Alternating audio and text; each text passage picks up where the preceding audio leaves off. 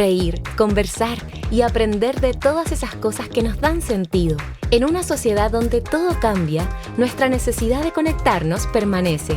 Aquí comienza El Día de, el programa de la tarde que amplía tu mundo. De 6 a 7 p.m. por Inicia Radio FM e iniciaradio.cl. Hola, bienvenidos y bienvenidas a Día D por Radio Inicia 96.5. Recuerden que estamos desde Antofa a Punta Arenas. Ahí nos pueden encontrar en iniciaradio.cl, en las distintas diales la pueden buscar o también escucharnos y vernos también online. Cuando son las 6:04 damos inicio a un nuevo programa. Y hoy, 16 de noviembre, es el día de...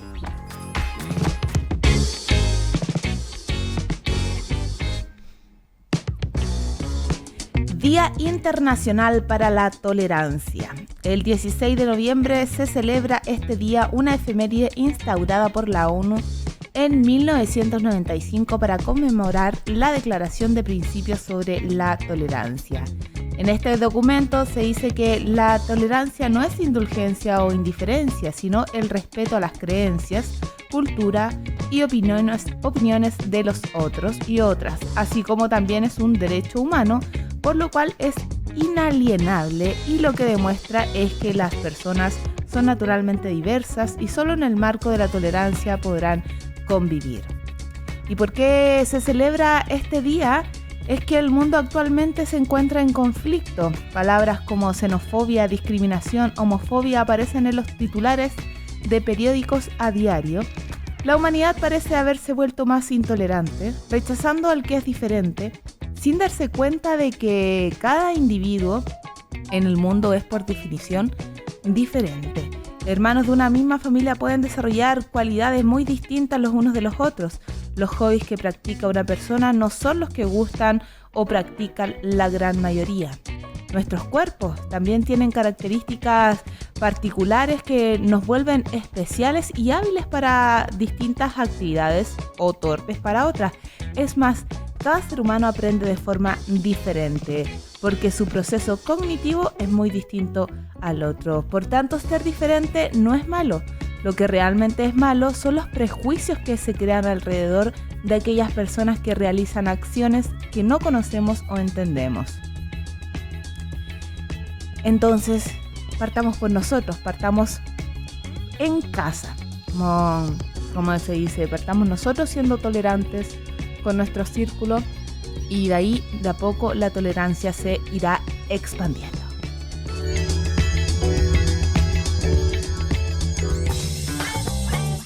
En Día D nos ponemos en marcha contigo, con las dosis justas de información y datos que marcan la agenda.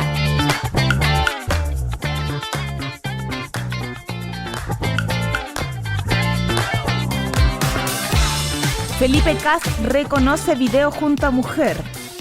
El senador de Evópoli, Felipe Cas, se refirió el día de ayer al video difundido los últimos días en que aparece con una supuesta modelo transexual arriba de un automóvil, reconociendo que se trata de él y que se encuentra actualmente separado.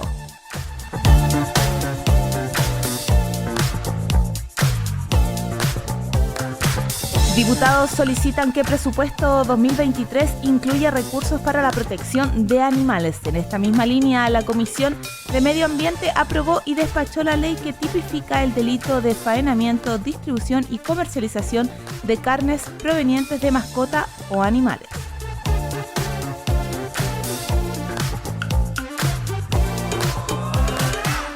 Aparecen dos nuevas entidades que estafarían ofreciendo créditos. Se trata de Cooperativa Caxon y Conavit, dos entidades fraudulentas que solicitan pagos anticipados a las personas que solicitaron un crédito, las cuales posteriormente no reciben lo acordado.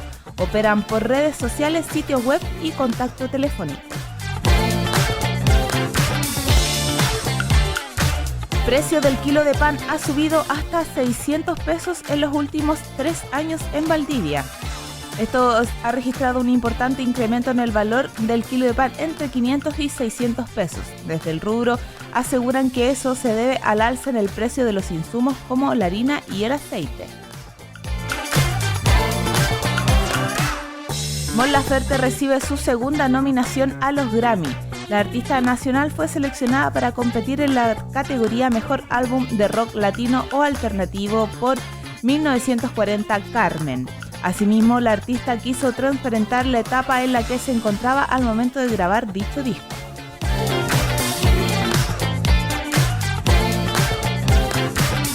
Y trabajadores de Twitter enfrentan drástico ultimátum de Elon Musk. Elon Musk dio este miércoles un ultimátum a los trabajadores de Twitter ofreciéndoles elegir entre dos opciones: comprometerse a trabajar largas jornadas y de forma extremadamente dura o dejar la empresa con una indemnización de 3 meses de sueldo.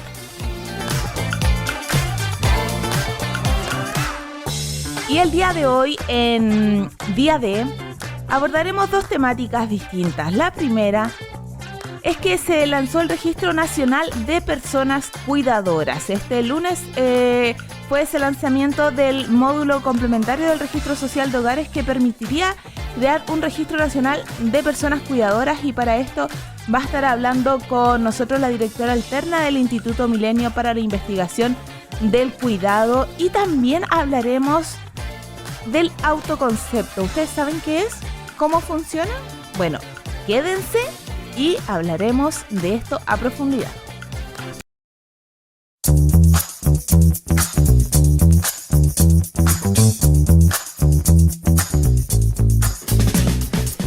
Y cuando son las 6:14, estamos de vuelta en Día D por la 96.5.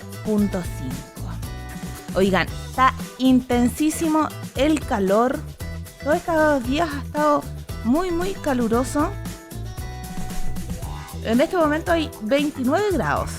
Es lo que me marca a mí acá en el computador. Pero lo bueno es que acá tengo aire acondicionado. Tengo el aire acondicionado en 17. Regalona. No, o sea, acá nos tratan bien. Excelente. Y bueno, mañana jueves, máxima de 31 grados. El viernes 30 grados. Y ya el sábado y domingo bajan pero un poquitito las temperaturas máximas de 28, para el lunes de nuevo ya 31, 32. No sé por qué me tinca que ya no bajan. Ya fuimos al alza ya con las temperaturas y no hay vuelta atrás. Oigan, y como le estábamos anticipando,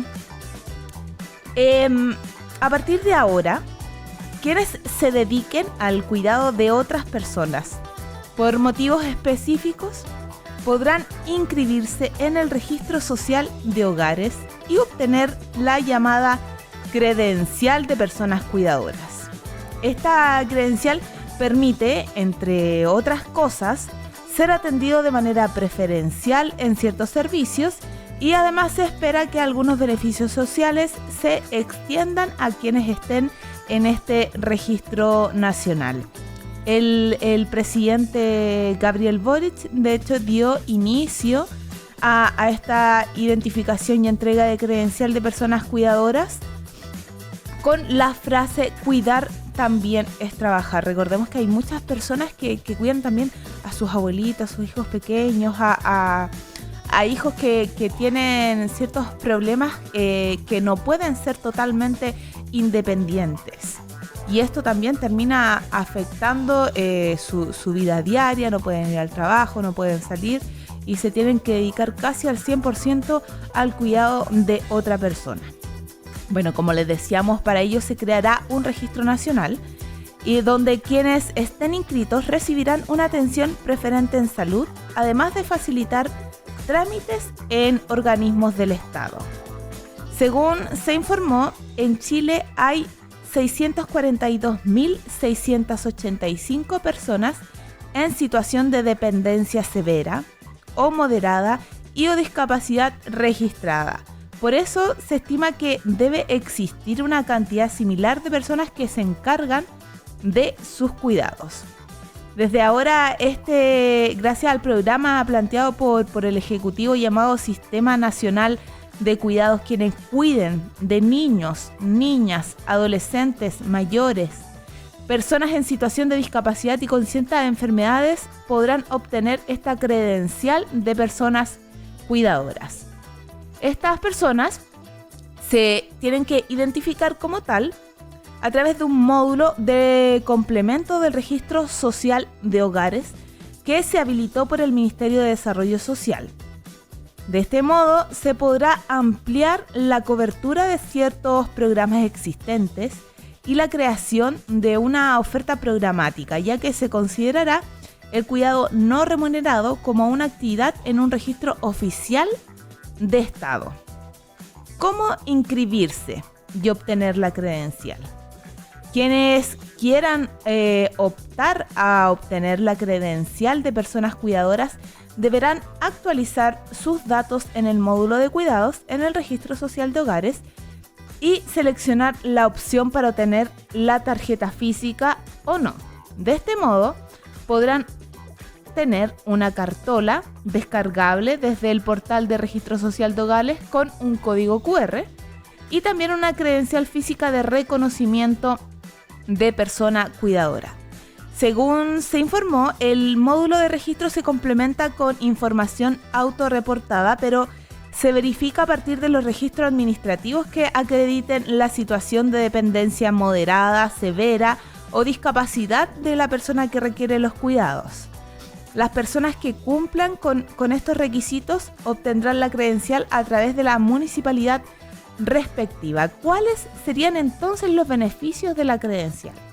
El gobierno aclaró en una primera etapa que esta credencial de personas cuidadoras brindará acceso preferente en los siguientes servicios, oficinas y sucursales: atención preferente en salud, las sucursales de FONASA, Chile Atiende, IPS, Banco Estado, Registro Civil, Serviu, Senadi y Senama.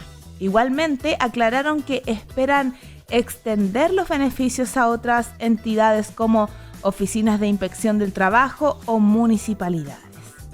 Y bueno, acá les voy a explicar paso por paso para que si usted está escuchando, para que tome nota. ¿Cómo inscribirse? Debe ingresar al sitio web del Registro Social de Hogares con la clave única, ir a Mi Registro, seleccionar datos complementarios, ir al botón de Cuidados y ahí saldrá la opción de realizar trámite en una pequeña ventana y se puede seleccionar a la persona que cuida o quien es cuidada. Se ingresan los datos y se agrega a la otra persona y posteriormente se aprieta Confirmar. Luego se descarga esta solicitud, se imprime, se firma por ambas personas y luego se sube al mismo sitio con los carnets de identidad de ambas personas. Y eso es todo. Bueno, y ahora vamos a estar conversando con la directora alterna del Instituto Milenio para la Investigación del Cuidado, Marcela Tenorio. Bienvenida, Marcela, día de... Hola, muy buenas tardes. ¿Qué tal? Buenas tardes, Marcela. Vamos al tiro porque estamos acá contra el tiempo, Marcela. Cuéntanos, ¿qué le parece que ahora exista un Registro Nacional de Personas Cuidadoras? Nos parece un primer paso desde el Instituto Milenio para Investigación del Cuidado. Hemos seguido esta decisión de cerca, estamos contentos, nos parece que es un primer paso importante, pero nos parece que es eso, un primer paso, ¿cierto? Que tienen que venir otras cosas hacia adelante.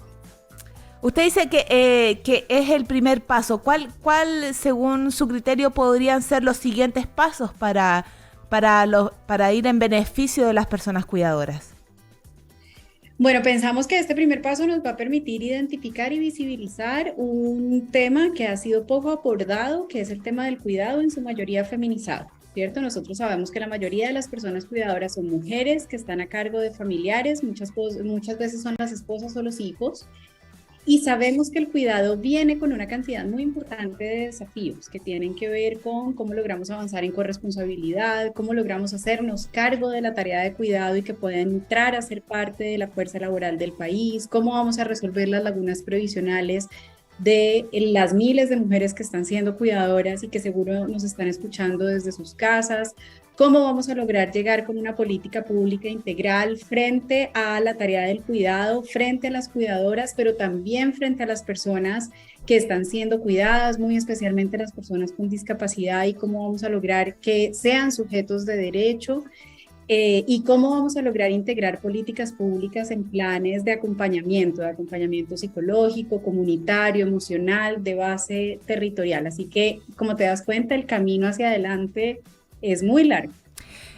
Tú ahora mencionas el cuidado psicológico y me gustaría detenerme ahí un momento porque en general las personas cuidadoras sufren tienen consecuencias psicológicas, sobre todo, y pongo el caso de las que cuidan a, no sé, a abuelitos, por ejemplo, con Alzheimer o demencia. ¿Cuáles serían las consecuencias y cómo podemos apoyar a esas personas que finalmente hacen de esto su trabajo, aunque muchas veces no es remunerado? Claro, son los cuidadores que llamamos cuidadores informales, ¿no es cierto? Porque no reciben una remuneración a cambio. Desde el MICARE tenemos varios grupos que están investigando en estos temas. Y en ese sentido yo te diría que la evidencia muestra que el cuidado viene con algunas consecuencias sobre la salud física de los cuidadores y también sobre la salud mental. Pero eso muy especialmente va a suceder cuando no están las redes de apoyo dadas para que la persona se pueda sentir acompañada en el proceso de cuidar o acompañar a alguien. Está ampliamente descrito algo que se conoce como el burnout, que es el síndrome del cuidador que se quema, ¿no es cierto? Y que tiene que ver con la presencia de sintomatología psiquiátrica como trastornos del estado del ánimo, trastornos de la ansiedad, asociados a la práctica del cuidado. Dicho esto, también creo que es súper importante que recordemos que el cuidado tiene un lado muy positivo, un lado que muchas cuidadoras expresan que es gratificante, que permite crear vínculos, lazos de confianza, de cercanía. Y en el MICARE trabajamos mucho para mostrar esas dos caras de la moneda y ojalá impulsar programas y políticas públicas que nos permitan balancear esas caras, ¿no es cierto? Y por último, creo que es muy importante que para acompañar las variables psicológicas podamos mostrarle a los y las cuidadoras que la persona a quien están acompañando es una persona de pleno derecho y que necesitamos también rescatar esa voz que está ahí. Las personas mayores, es súper importante que no caigamos en el edadismo, es súper importante que no infantilicemos a los niños con discapacidad, a las personas con discapacidad intelectual. Y creemos que es en esos balances en donde vamos a llegar como al equilibrio de las variables psicológicas emocionales. Estamos conversando con Marcela Tenorio, directora alterna del Instituto Milenio para la Investigación del Cuidado. Marcela, y para aclarar, para que la gente que nos está escuchando sepa bien si entra o no en esta clasificación de personas cuidadoras, ¿quiénes entrarían en esta categoría específicamente? Sí, en este primer paso, lo que nos ha anunciado el gobierno como Registro Nacional de Personas Cuidadoras, van a poder autorreportarse quienes sean cuidadores informales, es decir, personas que no reciben remuneración por estar haciendo prácticas del cuidado, que entregan asistencia o apoyo permanente a personas con discapacidad o dependencia moderada o severa para la realización de actividades de la vida cotidiana en el entorno del hogar. Y se van a poder registrar todos aquellos que estén en el registro social de hogares. Y como tú lo estabas explicando hace un momento, Macarena, el registro social de hogares trae este nuevo módulo, ¿no es cierto?, donde la persona puede incorporar sus datos, puede incorporar su información, y después esos datos van a ser verificados. Se puede reportar el cuidador, se puede reportar a partir de la persona que está siendo cuidada, es decir, se puede reportar desde la diada. El gobierno tiene un estimado de 642.685 personas que deberían entrar al registro en esta primera tanda. Esto más bien tiene beneficios de, por ejemplo, de atención rápida en ciertos centros, pero ¿Se debiese dar un paso más en cuanto a la remuneración? Bueno, sí, las cuidadoras están pidiendo, vamos a decir que hay dos grupos, hay algunas cuidadoras que están de acuerdo con que la prioridad sea la remuneración, hay otras cuidadoras y cuidadores para quienes esta no es la prioridad, pero yo te diría que en general lo que están pidiendo los grupos de cuidadores, o como nosotros los hemos podido interpretar desde el MICARE y la relación que tenemos en territorios, lo que están pidiendo son planes integrales de acompañamiento, y en esos planes integrales viene la visibilidad, ¿cierto? El hacer visible el trabajo que hacen, las remuneraciones, la solución de las lagunas previsionales, y el acompañamiento a través de estos beneficios que tienen que ver con el acceso a los servicios comunitarios, pero que también tendrán que llegar entonces al acceso de servicios de salud y de salud mental. Cuéntanos un poco, antes de cerrar esta entrevista, Marcela, ¿qué es lo que hacen ustedes desde MICARE? MICARE es un instituto milenio, eso quiere decir que está financiado por la Agencia Nacional de Investigación y Desarrollo, que pertenece al Ministerio de Ciencia. Los institutos milenio vienen a responder a problemas que para el Estado se consideran esenciales, y en este caso el cuidado se ha considerado un problema esencial para el Estado de Chile, sin importar quién esté, digamos, en el gobierno de turno. MICARE hace investigación de frontera, hace investigación avanzada, que se caracteriza por tener una base territorial. Hacemos investigación en temas de cuidado con personas mayores y en temas de cuidado con personas con discapacidad intelectual. Tenemos 2 proyectos a los que me encantaría invitar a quienes nos estén escuchando. Estamos buscando bebés entre los 12 y los 36 meses con síndrome de Down y sus familias. Estamos buscando niñas y niños entre los 7 y los 17 años con discapacidad intelectual y sus familias. Hay un proyecto andando en cuidadores que están acompañando a personas con demencia, y otra gran cantidad de proyectos que los pueden conocer a través de nuestra página web o de las redes sociales. Además de la investigación, tenemos una relación muy estrecha con las organizaciones que prestan servicio a estos 2 colectivos, así que si alguien nos está escuchando y quiere ser parte de nuestra red de instituciones cuidadoras, estaremos felices de conversar. Y tenemos un registro propio de cuidadores, que son personas que se pueden inscribir de manera voluntaria a nuestra página, a través de nuestra página web, para ser parte de los estudios y para que podamos contribuir al objetivo final que perseguimos, que es construir políticas públicas que estén informadas desde la ciencia. Nosotros además creemos en una academia que se construye no desde la universidad y desde el escritorio, sino una academia que estamos construyendo con los colectivos en los territorios. Hacemos cursos, hacemos seminarios, hacemos formación, y todo lo que ofrecemos a través del MICARE es gratuito. Así que felices de que las personas nos puedan conocer. Estamos en todas las plataformas y nuestra página web siempre disponible. Si alguien, porque acá me escribieron que están escuchando, es una cuidadora con un chico con síndrome de Down, pero que tiene 27 años ya. Ella Sí. entraría en la categoría como de persona cuidadora, y me preguntan si le sirve inscribirse en la página de MICARE. Sí, te voy a dar 2 respuestas separadas, ¿no es cierto? Ella entra como persona cuidadora en tanto a quien esté acompañando para el registro social de hogares y para el tema del gobierno, en tanto la persona a quien esté cuidando tenga cierto nivel de dependencia en sus actividades de la vida cotidiana. Yo no sé si quien ella está cuidando es un adulto con síndrome de Down, que es funcional y tiene una vida independiente. No, o si ella es está totalmente... cuidando. Es totalmente dependiente este joven de su mamá, y su madre se dedica 100% a estar en la casa y al cuidado de él. Porque ya en ciertas instituciones ya no lo dejan ir por tener ya 27 años. Correcto, él ya salió del circuito de las escuelas especiales porque Claro. está en tránsito de vida independiente. Entonces, para responder a la pregunta si ella es cuidadora, según los estándares que marcó el gobierno, sí es cuidadora. Y si está en el registro social de hogares, sería importante que pueda hacer su registro. Y con MICARE estaremos felices de establecer contacto con ella. Estamos buscando cuidadoras de personas adultas, dependientes, para un estudio precioso, un estudio muy novedoso. Así que felices de que mande un mail. Puede escribir a hola, ¿Ya? @micare.org. y estará nuestra jefa de comunicaciones, que es Gabriela Campillo, ahí siempre presente para atender las necesidades de la comunidad. Muchas gracias, Marcela, directora de Micare. Muchas gracias por darnos todos estos datos y bueno, ya que nos están escuchando, inscribirse al Registro Social de Hogares y también a Micare, que hace constantes investigaciones que también nosotros podemos aportar. Muchas gracias, Marcela, y que tengas bonito día.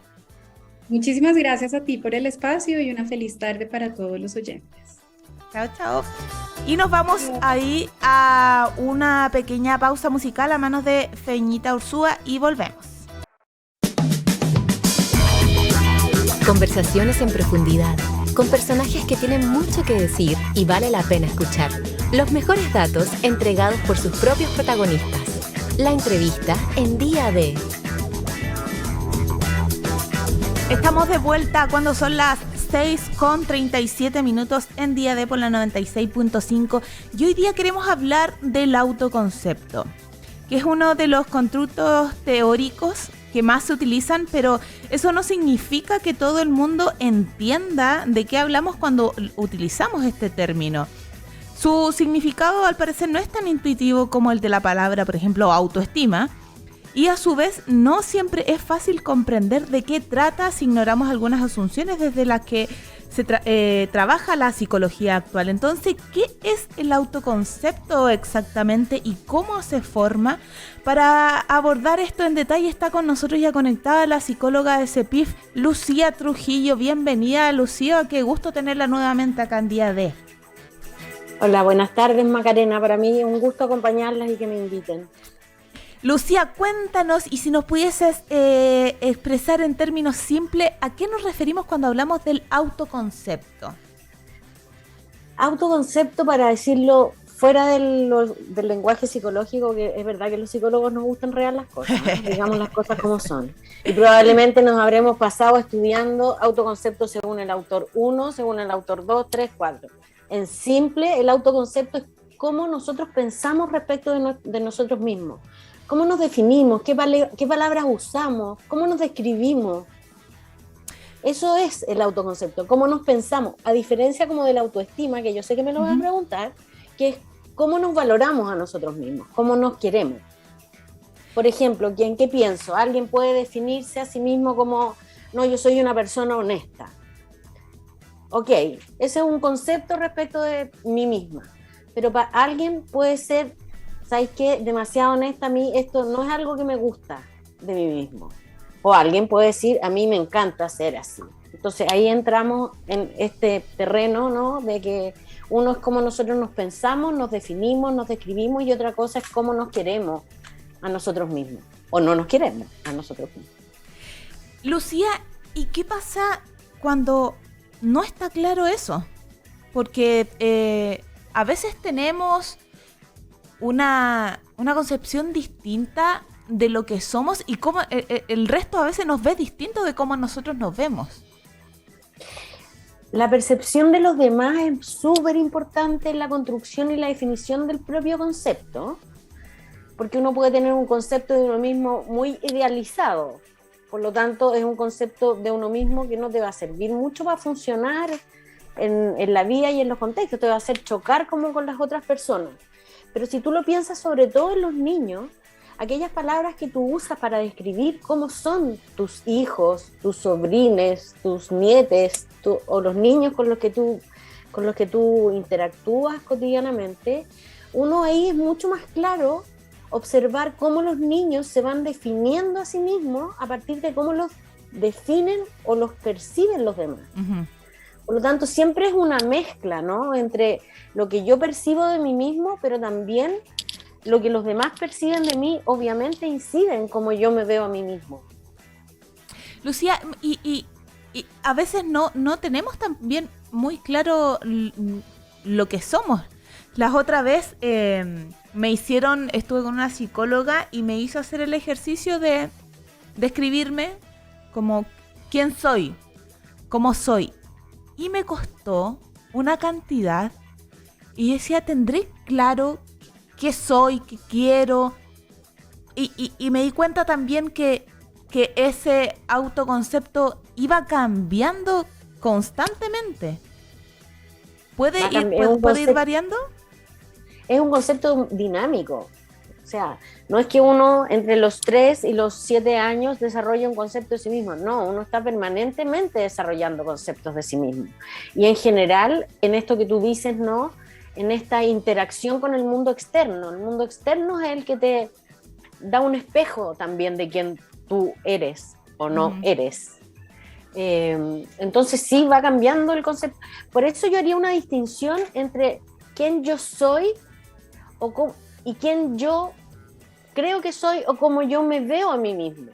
Porque yo, desde mi concepción, el ser es algo mucho más profundo que solo cómo yo me muevo en el mundo o cuáles son mis atributos o mis defectos y mis virtudes, como uno lo quiera decir, lo positivo y lo negativo. Si uno va pasando por una mala experiencia de vida o estás teniendo conflictos, por ejemplo, en el mundo del trabajo, probablemente el concepto de ti mismo va a ser un concepto que va a entrar en conflicto, en cuestionamiento y va a cambiar si tú eliminas ese factor estresante que me está yendo mal en el trabajo, estoy teniendo problemas con mis compañeros por distintas razones. Estamos conversando con Lucía Trujillo, psicóloga de CEPIF. Lucía, el autoconcepto tiene límites difusos, por ejemplo, tinte emocional y valorativo de uno mismo, las influencias. Pero, ¿qué pasa cuando ese límite se rompe y empieza a pesar más lo que los demás piensan de mí que lo que yo pienso de mí? Eso es una clave y esa clave se llama equilibrio. Que el equilibrio es lo menos equilibrado que hay, digámoslo.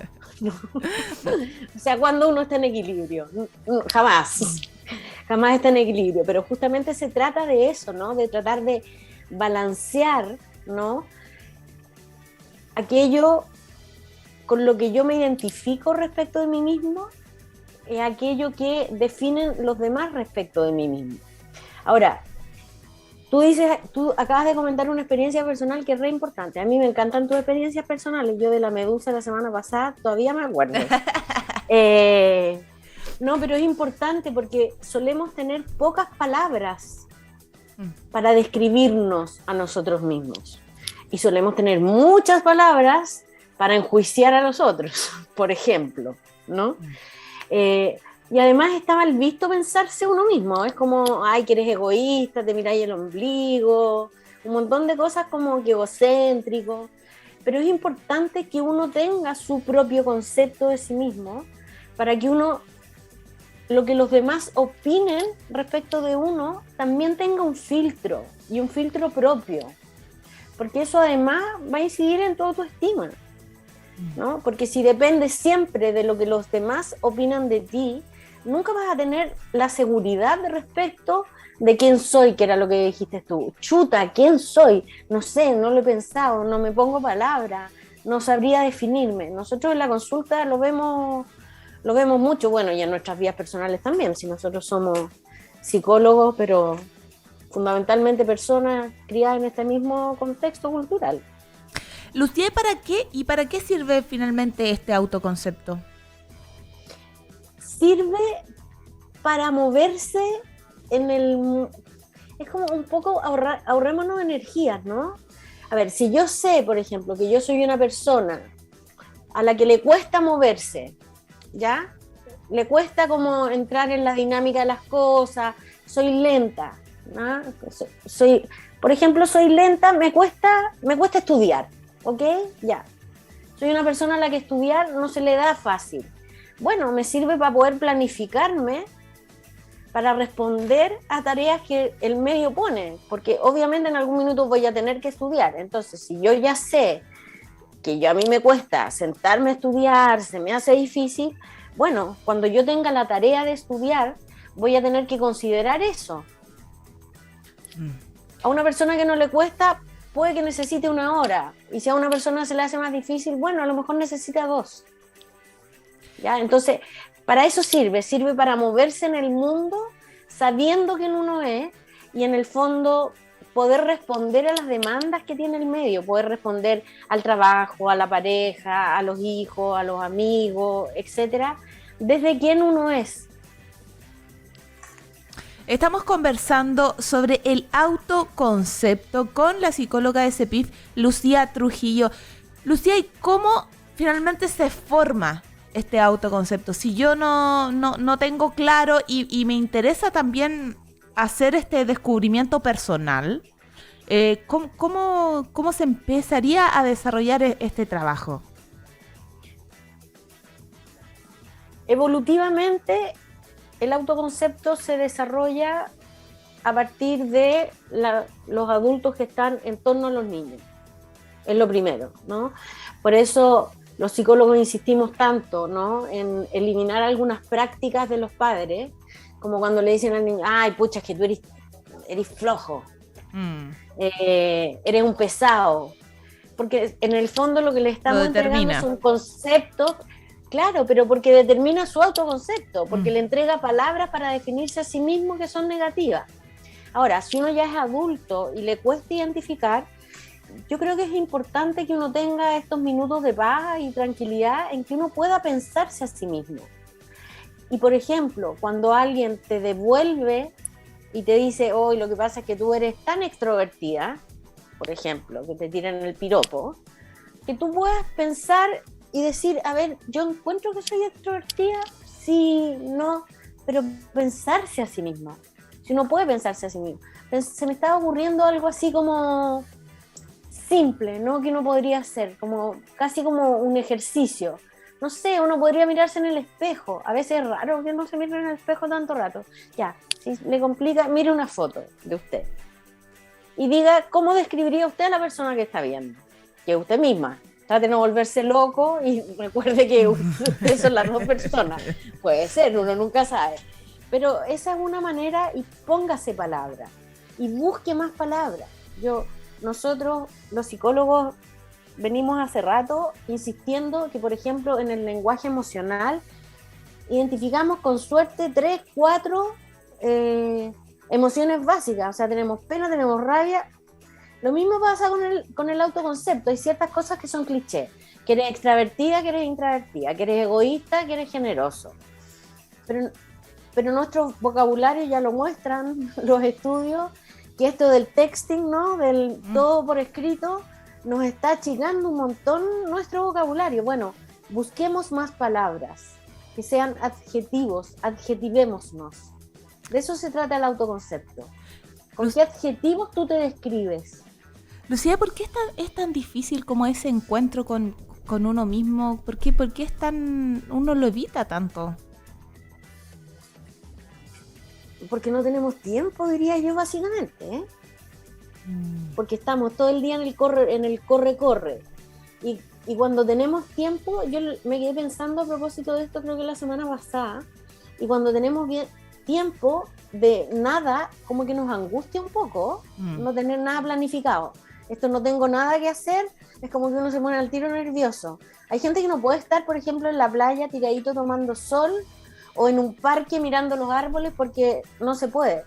Pero es muy difícil pensarse a sí mismo, no sé, pues en el metro lleno, mientras uno va colgando con la cartera, que no te roben el celular, etc. Es necesario que uno tenga minutos, ¿no es cierto? Minutos para estar con uno mismo. Y lo otro que también es importante ahí es considerar la opinión, pero la opinión de gente que a uno lo quiere. Porque la gente que uno lo quiere lo va a mirar con equilibrio también. Va a ser capaz de mirarlo y quererlo a uno también en sus defectos, porque no somos perfectos. O sea, defectos, todos tenemos defectos. Y a veces uno tiende a hacer lo contrario. Me pongo como ejemplo yo, no es que es... Perdón lo autorreferente, pero acá no hay nadie más acompañándome, entonces tengo que poner mis ejemplos y no puedo poner al Feñita acá, al radiocontrolador, como ejemplo, estar tranquilita y no molestar a nadie. No lo voy a poner como ejemplo.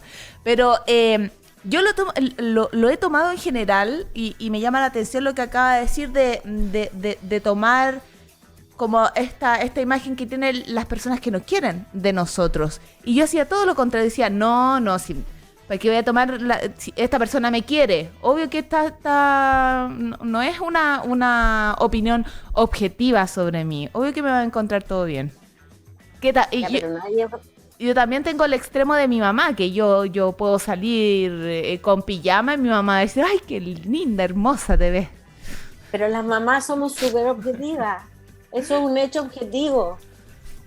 Yo en mi casa digo lo mismo. No, si ustedes son los más hermosos. Y eso es súper objetivo. No, pero por supuesto que hay que escuchar a las mamás, porque ¿quién te dice las cosas más bonitas? Sí, pues, las mamitas. Y además muchas veces uno es muy duro con uno mismo. Y uno se da cuenta y reconoce mucho más sus errores que sus virtudes. Cuando tú le pregúntale a la gente cómo se describe a sí mismo, y te va a hablar, va a tener una lista mucho más larga de aquellas cosas que no le gustan o que son defectos que de aquellas cosas que son virtudes. Entonces está bien escuchar a la gente que a uno no la conoce, pero eso te da una impresión que habitualmente tiene que ver más con una primera impresión. Y a veces la primera impresión que uno da no es la impresión más íntima. Por lo tanto, uno también tiene conceptos que van como en distintos niveles de... como si uno fuera una cebolla, ¿no? Uh-huh. Hay gente que ve la cascarita de la cebolla y hay gente que ve hasta el fondo de la cebolla. Como dijo Shrek, por capas. Exactamente, por capas. Lucía, y nos preguntan... también te ven capas. Perdón, nos preguntan, y aquí para finalizar, si está relacionado esto con la autoconciencia. La autoconciencia es la capacidad de pensarse a sí mismo, de tener conciencia de sí mismo. Exactamente. Si uno no logra hacer un ejercicio de autoconciencia, no va a poder desarrollar un autoconcepto. No va a poder pensarse a sí mismo y se va a encontrar con sorpresas respecto de uno, que es agradable, que a ti de repente no te pasa que te dicen, ay, es que tú eres... Yo un día le dije a una amiga que encontraba que era muy dulce. Y ella casi se murió porque ella encuentra que ella es lo más dura que hay. Y sí, a lo mejor es dura, pero como que a uno no lo sorprenda lo que lo dice el resto del mundo, que uno se conozca, pero tomar conciencia de uno mismo, por eso yo hablo de esto de, bueno, siéntese bajo un arbolito, si arbolito hay parques, tenemos plazas, uno puede sentarse en el patio de la casa o junto a una ventana, escuchar una música rica y pensarse a uno mismo, sentirse a uno mismo. Porque no solo es que yo me piense, sino que también que yo me valore, cuánto me quiero, cuánto no me quiero, cuánto me valoro, cuánto no me valoro. Entonces, autoconciencia, autoconcepto y autoestima son tres conceptos que van de la mano, uno no puede separarse. Lucía Trujillo, psicóloga de CEPIF, muchas gracias por estar conversando del autoconcepto acá en Día D, y fue bastante clarificador porque yo tenía otra idea, así que muchas gracias por aclararnos todo y que tengas bonita semana. Muchas gracias por invitarnos. Para mí siempre es un agrado, muy buenas preguntas siempre, así que esto de que quedan las cosas claras se comparte. Muy bien, gracias Lucía, que te vaya muy bien. Nada, saludos a todos. Y hemos llegado al final del día de hoy. Les paso un aviso que estuvo detenido más del tiempo habitual la línea 5 por una persona no autorizada en la vía de la estación Santa Ana, pero ya se está restableciendo la circulación de trenes. Así que ahí con paciencia. Si usted se devuelve a casita en auto, recuerde no tocar la bocina, manejar con cuidado, con precaución y con calma. Nos vemos mañana de 6 a 7 de la tarde por Radio Inicia. Chao, chao.